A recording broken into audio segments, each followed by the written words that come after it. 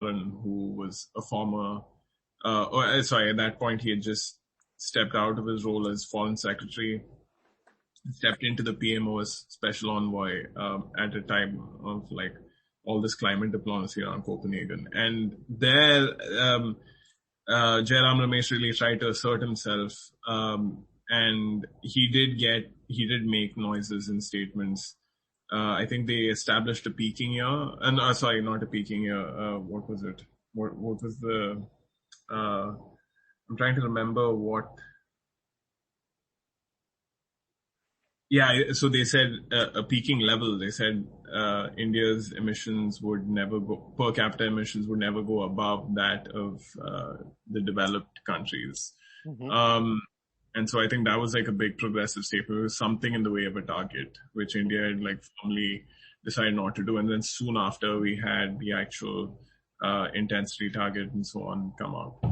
So that I think was possibly maybe the last moment of like big friction, because after that we haven't had a special envoy for climate change who was a former diplomat in the PMO. So that office closed, and then the Ministry of Environment has largely run it. And so in the aftermath of Jairam Ramesh, I mean, Jayanti Natarajan and whoever else, like the other environment minister, is largely happy to do the traditional India position on climate. And that's not really changed. I mean, for many years now, the Ministry of Environment has also had a sort of equity CBDR, historical responsibility based approach based on, I mean, including with like the senior bureaucrats who run the negotiations have very much been part of the old guard in sort of hewing to established values. So, yeah. But what I did find interesting, because I've heard, you've been the first person who's said it so strongly, but I have heard more and more about the sort of net zero target. It feels like, I mean, net zero to me doesn't really factor into the CBDR historic sort of narrative. And obviously the international pressure is super high, though, to communicate one now that there's this sort of groundswell of action with lots of countries coming up with one in the lead up to Glasgow. So I was just wondering if that just sort of the agenda is sort of switching a little bit from this is a foreign affairs kind of, we don't want to, even if we do more domestically, what we do on an international level is very calculated based on, what other countries are submitting. We don't want to overpromise to like, well, actually or maybe it's that the international level is pushing now more. But it seems like at net zero would at least be a little bit out of the sort of usual narrative for Indian engagement with the UNFCCC.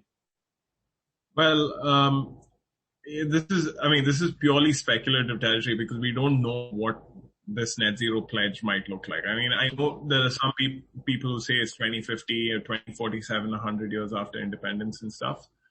I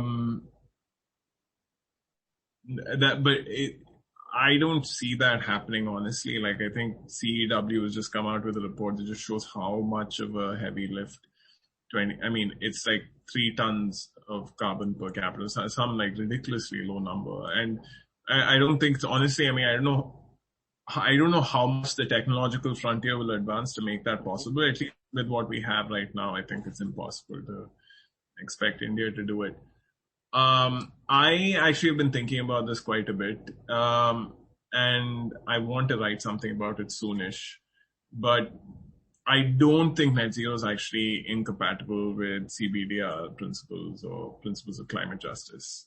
And the reason I think that is because there are ways of structuring the net zero pledge in a way that allows India to still maintain its diplomatic leverage, and continue to call for transfers of technology and finance, right?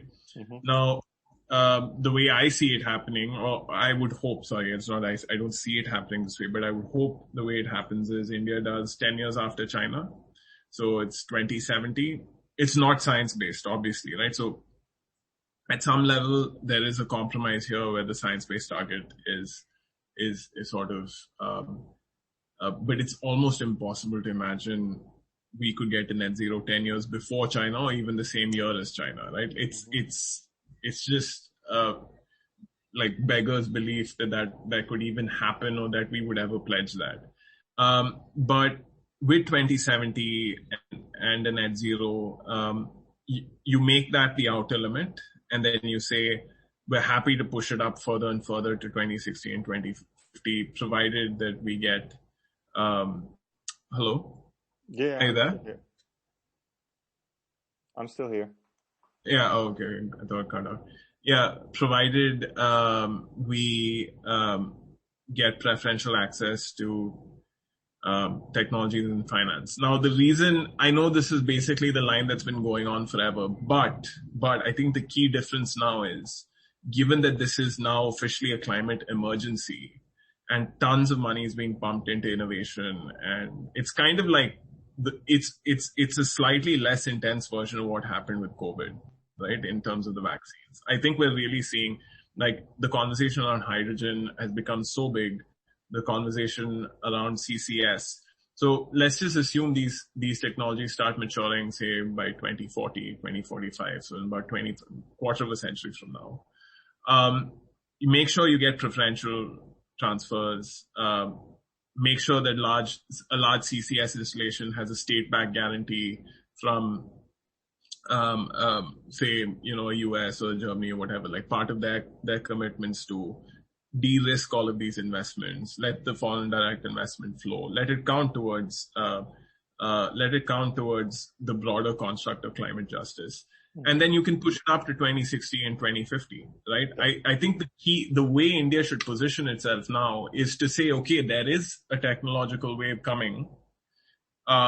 Let's position ourselves where we're not completely destroying the Paris Compact or the Net Zero Compact and creating a massive free rider problem, because literally the largest emitter in the next few decades is not part of this thing and is saying no, screw it.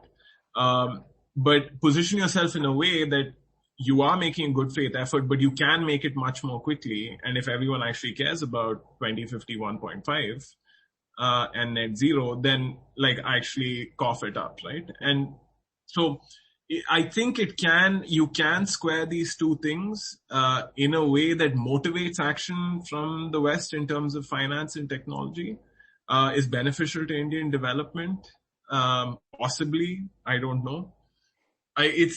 So that's the broad structure of the argument, I would say. Okay.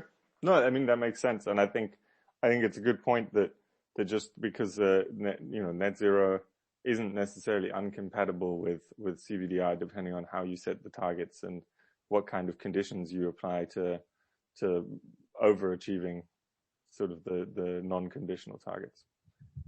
Great. Well, thank you so much. That's the end of my interview questions.